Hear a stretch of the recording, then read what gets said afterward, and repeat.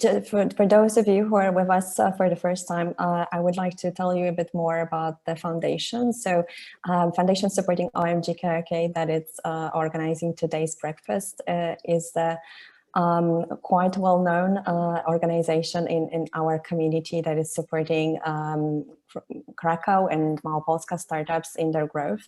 So our main purpose is to facilitate all the connections and knowledge exchange that can support the growth of early stage startups, but also scale-ups, and make sure that we are utilizing all the local, but also national, international connections to your benefit. So we organize a lot of educational sessions, similar to this one that we're having, but also like conferences, accelerator programs, more formal and longer in terms of duration, programs that can structure your knowledge, but also make sure that you have right access to mentors and experts from our network.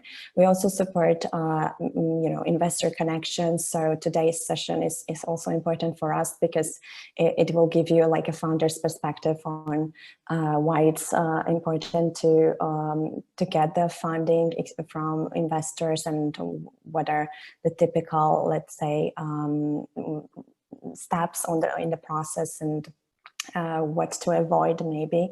So this type of knowledge exchange is definitely important for us, and we are really looking forward for involving all of you in the foundation's growth because there's really a massive number of opportunities to support each other.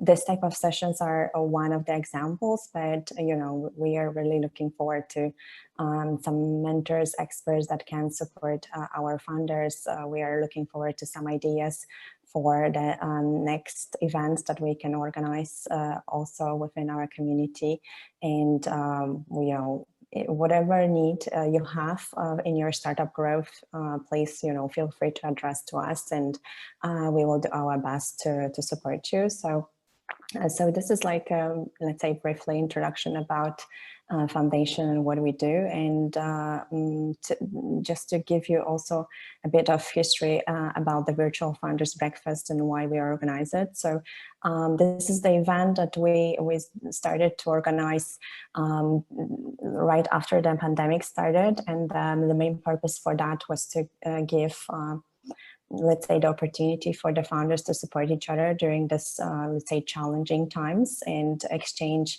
the strategies and growth, let's say, ideas for surviving that difficult time. But we always try to give some main theme for this type of sessions. So we already had some that were focusing on talent, like examples of showing how to pivot your startup idea because you're discovering new opportunities for the startup to grow. So today I'm very excited that we will focus on financing, and we will have like two great founders from our community to share their experiences. So I don't want to take more of your time already, and give the floor to both Michał and Wiktor for sharing their presentations first, and then we can move to like open conversation and discussion with them, and maybe then do a bit of networking during the breakout rooms. So let's maybe start with Michał, and then we will move to Wiktor, and the floor is yours. So Michał, go ahead. You're muted. Okay, now it's good. Okay, so let me share the screen first. Hope you can see it. Okay, so first of all, thanks for inviting me, and hope I will be able to share a few tips for the first fundraising, especially that was my first. I did only one, and we'll follow that probably. So yeah, we are a SaaS platform in marketing field. Okay. And yeah, and we'll tell you a little bit about the fundraising process, but also about something that I call bootstrapping dilemma. And I believe that the process should be structurized. This is the most important thing, I believe, to get prepared and make the plan for the whole year for the fundraising. And at the end, I will tell you why it is important to base on your on the things that you believe the most, not necessarily hear from the feedback from the investors. This is something that maybe sounds a little bit controversial, but I believe that it's very important to be able to secure and to be sure, self-confident about the things that you will try to sell, because the fundraising process is a selling process as well. And you need to be self-confident, because at the path you will join or you will meet maybe hundreds of very interesting people. And it's very easy to, to make some pivots too often. Okay, so first of all, about the plan. How we did it, we made an offsite meeting. That was for me very important, to get some people from the company and to announce the plan. Because once I announced, I needed to stick to that plan. I needed to follow that plan, because I said, okay, we have to do that, and we have some due dates for that. So we met at some meeting like 1 year ago, and we said that, okay, we want to secure some funding for our first round on some valuation, and also securing some extra money for R&D, so public money. Then what may be important, to make the steps, what I already mentioned. But the early talks, I think that some few early talks with the investors are the most important. And for sure, you will not get your investment, will not find the investor on the first talks. So use the first talks. Don't be afraid to ask silly questions. Don't be afraid to discuss openly with them. But it's very important to collect all those questions and then think about how to answer for the new investors. So this is the process, and not necessarily the first talks should be fruitful and will give you the results of funding, but you will learn a lot of that from. So I think that the first meeting should be like personal, if it's possible, as long as possible, and then you can structurize the process. You should be aware about your appetite and the multiplier you want to get. This is probably quite difficult. Not always you will be able to check some benchmarks from the market, especially that the companies from, let's say, from Poland wouldn't be that high evaluated on the same multiplier as the companies from the Western Europe or the States. So not always you will find the benchmark, but you should say something to the early investors, to the first investors that you met, and they will judge you. So that will help you definitely. What is also important is that you will, yeah, that's obvious, but you will hear no a lot of times, but then it's a good trigger to ask why not, and try to argue with some investors at the beginning, especially because you will not get the investment for the first one that you will talk. So use that once just to train. The process at our site, it was like that we made a list of more than 500 companies. At the beginning, we weren't sure even if that should be a VC or some other type, like maybe private equities. Being honest, I haven't had a clear idea who should it be, so I learned a lot by meeting these companies. Talked to 90 of them. With some of them that was like several talks, several meetings over a few events. So we went for Slash, Web Summit, and TechCrunch Disrupt. Of course, that was an opportunity because all of these events were like in 30 days, maybe a long time. So yeah, and then we heard like mostly no. And also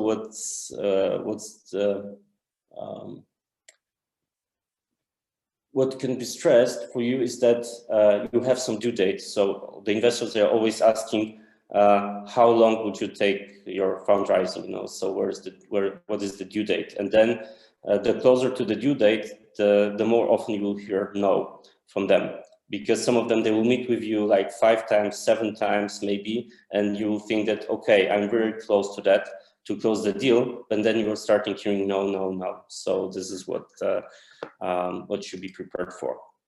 Yeah, and then what I'm calling like bootstrapping dilemma. So maybe at the beginning, it's a good idea to prepare a spreadsheet to make some exercises on the cap table. So to better understand some preferential rights, like drag along, so what that does mean, but also something like anti-dilution and in general about the dilution, and try to make the Excel file where you can project few rounds in advance. So this is like something that will definitely help you talking with the investors, because at some point you will have to negotiate, and you should be aware about, you know, how many shares you will keep after the investment, but not only about after the first one, but after a few of them.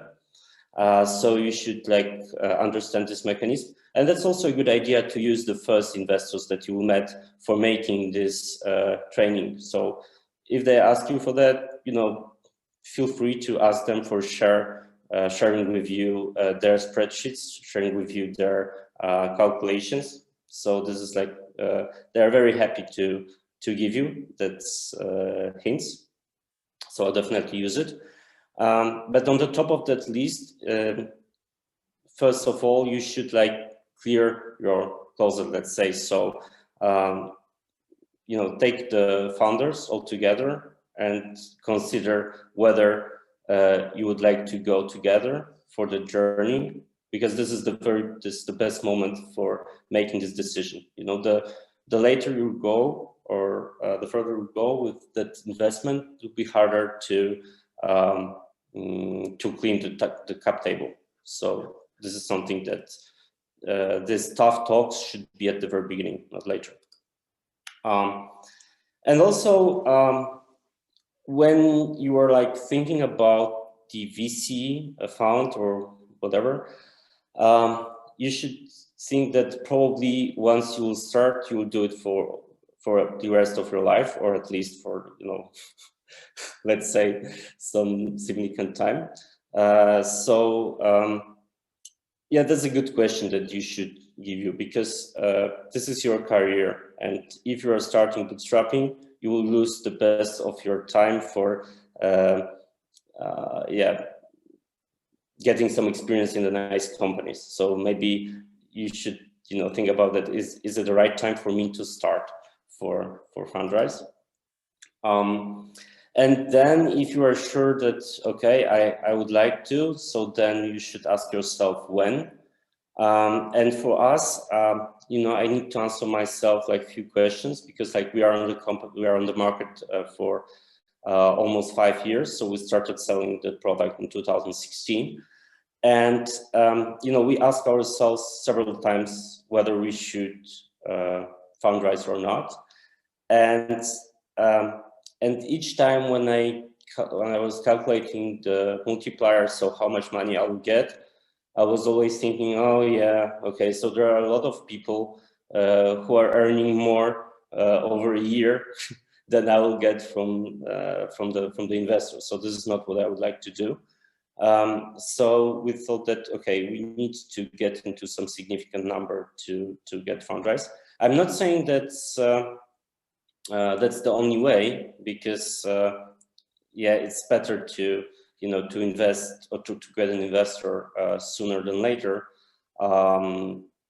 But it depends on the structure of your company. So in our case, we invested some money at the beginning, because we ran some other company like agency. So we took the money from the agency to run the business. So in our position, it would be silly if I would get some, you know, seed round for the company when I was able to put some money in the company from my other one. So also what is important that the VCs are keen to invest in a serial entrepreneur. So if you are able to do some small company, you should do it very soon, because that will be then for the next idea, it will be much easier for you to get funds to make the fundraising.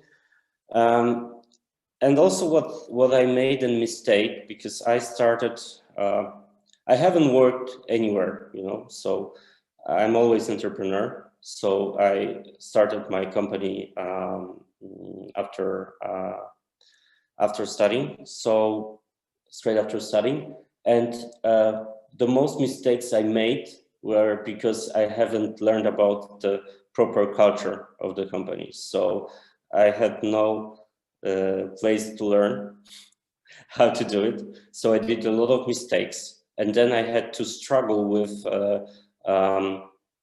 with all the things that people were thinking about us, etc. So this is like something that I would definitely recommend to you to first get your job in some VC-backed startup with some nice investors, whatever it will be, because that will like help you to make it faster and better at your company.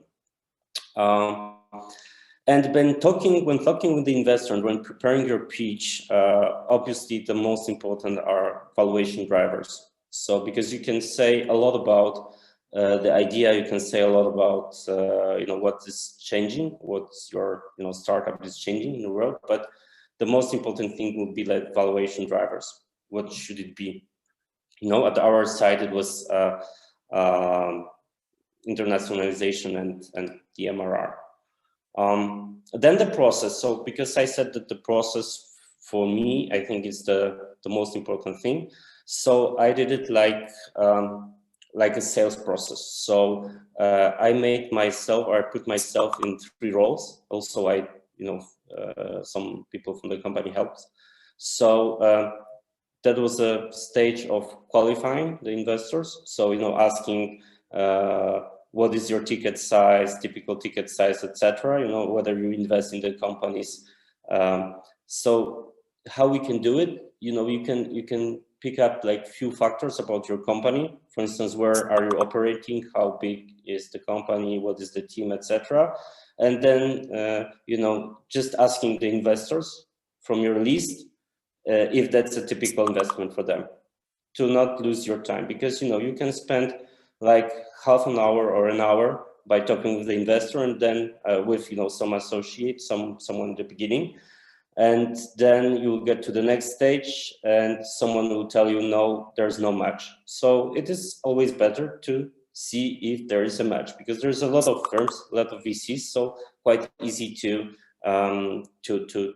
qualify first.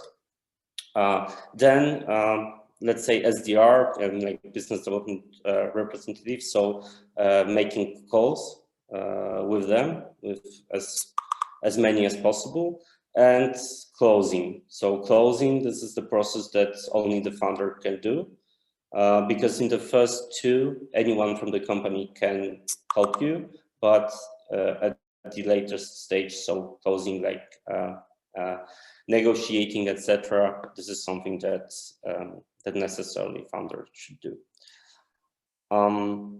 Yeah, and at the end, like the last thing here, this is what I listed here, like few sentences that I heard the most from the investors that say no for us.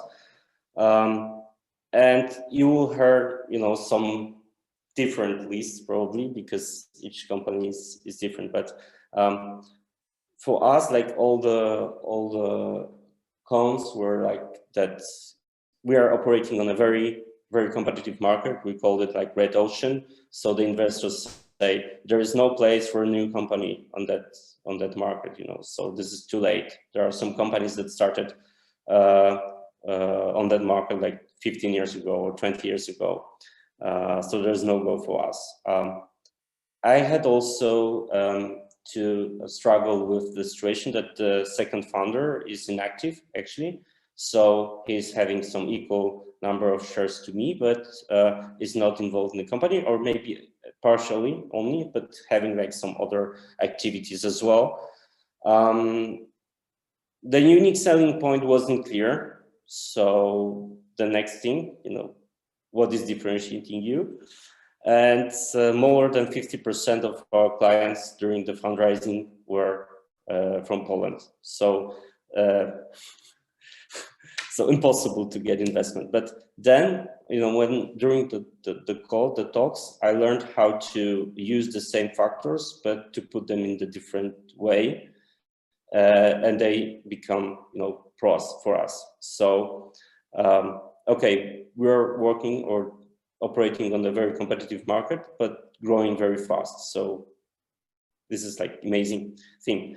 The cap table is clear. Okay, maybe the founder is inactive, but at the same time, everything is clear. So try to find the good things in the bad things also, because not to concentrate on the inactive co-founder, but rather to concentrate on the cap table. There is no other angels, VCs, etc. So that was at our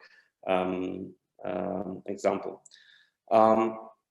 Yeah, and okay, it's competitive, but the expectations of the market are well defined. So the unique selling point, it's also not maybe something very, very original, but we know how to,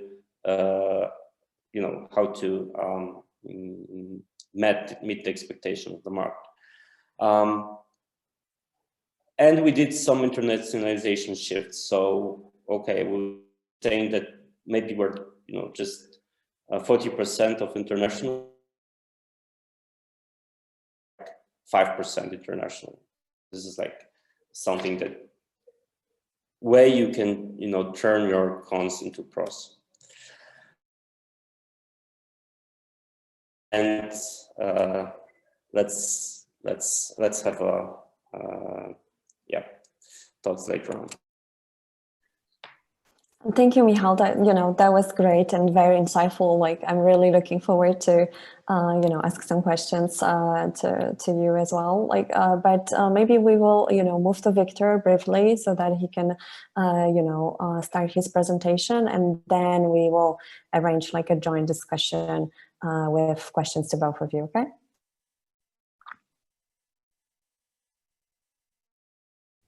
All right, so can you see my screen? Please confirm that. Yes, everything is clear. You can maybe, broaden the screen or make it full screen so that we can see. I will do that. All right, so yeah, thanks again for having me and inviting for that great meeting with like great entrepreneurs, and I'm happy to share some information and my thoughts about our latest fundraising. But I wanted to start with like short introduction about Early and what we are doing. So at Early, we are empowering individuals and communities with knowledge about the energy brief. We are based in Krakow, and Krakow is one of the most polluted cities across the Europe, and we realized that like air quality, air pollution is one of the biggest threats for mankind today. And looking at climate changes and more wildfires in both Australia, US, and a few other places across the world, the air pollution is increasing. And at the same time, air pollution is killing like 7 million people every year because of that. And also looking at the latest studies on COVID and how it's spreading in more polluted areas, or how mortality rate looks in specific regions with higher pollution. All these combined, I think it's showing that human health should be priority, and the air pollution is one of the biggest environmental risks for our life. So we, as Early, we are our mission is to repair the air by building a single source of truth for air quality data globally. And we a few years ago in Krakow, back in 2016, we built air quality sensors that are measuring air pollution in real time. They are sending data to our cloud. and we are providing this air quality data to users and our customers. So we are working with enterprise customers, both municipalities and some corporates, but also with individuals, and they're using our data for different reasons. We are also forecasting air quality for next 24 hours. So thanks to that, people, individuals, runners can check what the air quality will be in the next 24 hours. But this is like early in a nutshell, and I'm happy to if you have like more, I don't know, like product or company related questions, I'm more than happy to answer them all. But the reason why we are meeting today is that the fact that at the beginning of October we announced our investment, like $2 million from like VC fund Giant Ventures and a group of business angels. And we are backed by this fund. They're based in the UK and the US. They're called Giant Ventures, and they're investing in purpose-driven technology funders that aim to solve the world's biggest challenges. But alongside with them, like many great business angels invested, including Branson family, Cohen family, founders of Pipedrive, or former CMOs of Spotify or Gojek. Alongside with them, like some, I would say, like mature and very experienced entrepreneurs, including Konstantin from Henkel family, or Ron Demo, who is a founder of Algorithmics and Risk Thinking AI. And when I was preparing that presentation, I was thinking about like some lessons that I learned during that fundraising, and I wanted to share it with you. I think some of them are very similar to Michał's thoughts, and I think I find it really amazing, because like there are some things which are which you can be more than sure. First of all, from my perspective, fundraising is a marathon rather than a sprint. If you're thinking that you can close like super big grant at good valuation within like a few weeks, it's not going to happen. It's taking much more time than a few weeks. Some people are saying that this is at least like 4-5 months. I think it really depends on like market and the company, but I have like some good news, because I think that pandemic is making this process faster. Looking at people are not traveling, and partners in funds, they have more time to meet online, and they're quite open to meeting, even if they are based in different parts of the world. And at the same time, VC funds, they are having a lot of cash in the bank right now, and they are going to invest in the many companies. When I'm talking with some friends of mine who are working in VC space, most of them are saying that, yeah, we are looking for some new companies to invest, and there are no many. But definitely, like, prepare for a marathon. And some people are saying that your fundraising is starting one day after you are closing your previous round, and I couldn't agree more, because it's all about like building connections and trying to show your company, send some updates about what you are doing and your what you are achieving, just to build your brand for the next fundraise. And this was our fault, so we started too late, and it was actually difficult for us with some runway coming to the end, and we started definitely too late. So this is lesson learned for us. The second thing, build a data room and prepare for that. So as you're starting in a marathon, you need to train a lot. You need to buy some good shoes and so on. So I think the same from the fundraising perspective. You need to prepare for that, and building a data room, starting with pitch deck, some market size, docs, competitive advantage, and so on, financials. You have to have it in your data room before starting fundraising, because after first call, probably like some partners from VCs, some maybe business angels, they will ask you for more data, and you don't want to wait like 2 or 3 weeks then just to send them like some information that should be ready. So you need to prepare, starting with pitch deck definitely, and then start working on financials, like some competitive landscape, maybe some IP related stuff and so on, just to prepare all materials. And then if someone will ask you for that, then you are sending, and it's much better situation, and it's building like a better image of your project, of your company, if you have that already in place. The third thing is, this fundraising is a big numbers game, and Michał mentioned that he was talking with over 90 VCs, and 3 of them said yes, the rest said no, and I have the same experience. So we've been talking with over 100 venture capital firms, and most of them said yes. So we are talking with hundreds, and hundreds will say no, and the VC number 101 will say yes. And I think you should be prepared for that, and you should think about that as you need to speak with at least 100.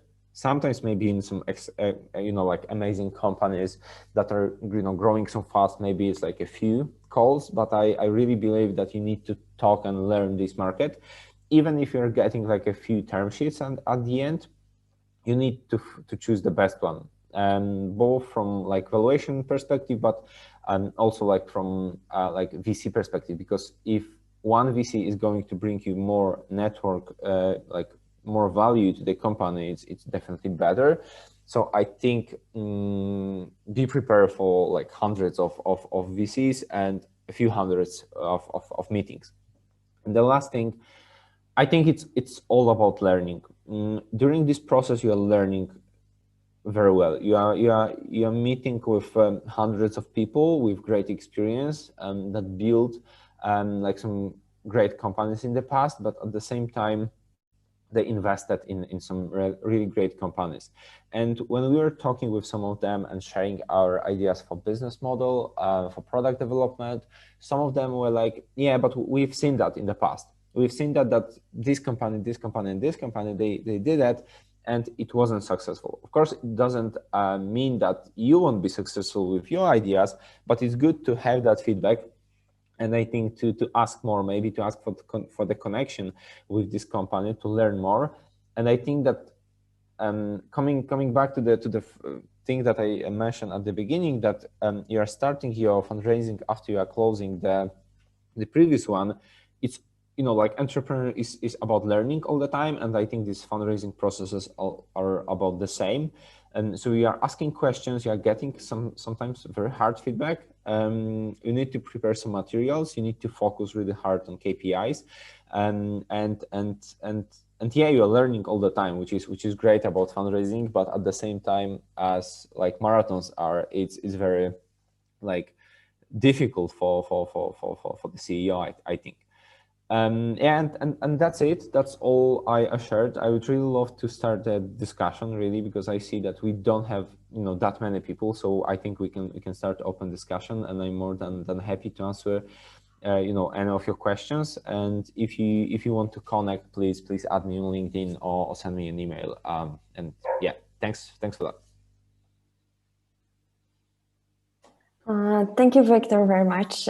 Thank you, Michał, as well. So, whoever wants to start with the first question, we're happy to address them now.